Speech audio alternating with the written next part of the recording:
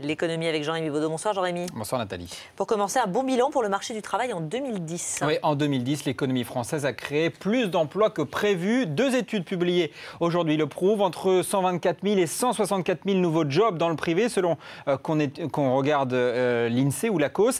C'est le tertiaire qui a largement tiré la création de postes. La palme revient à l'informatique et à l'hôtellerie. Mais attention, pas d'euphorie. Pour l'instant, seul un tiers des emplois perdus pendant la crise ont été recréés et les spécialistes restent prudents pour 2011.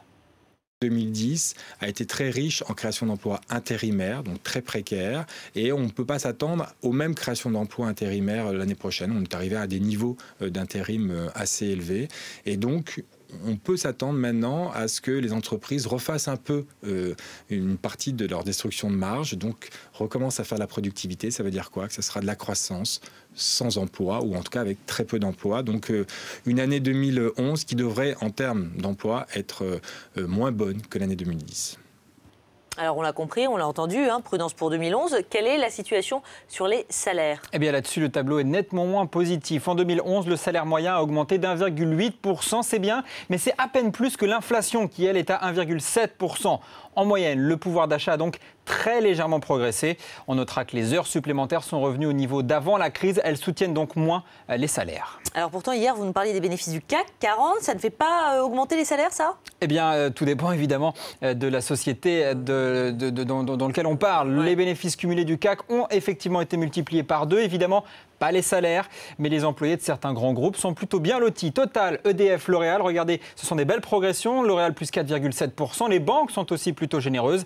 Mais la situation est plus difficile dans des groupes comme Thales ou Alcatel, des groupes qui connaissent parfois actuellement des tensions, des mouvements sociaux, des groupes où la crise n'est parfois pas terminée. Et dans ces conditions, certains patrons restent extrêmement frileux. Parfois, c'est des excuses, parfois, c'est la réalité. Ouais.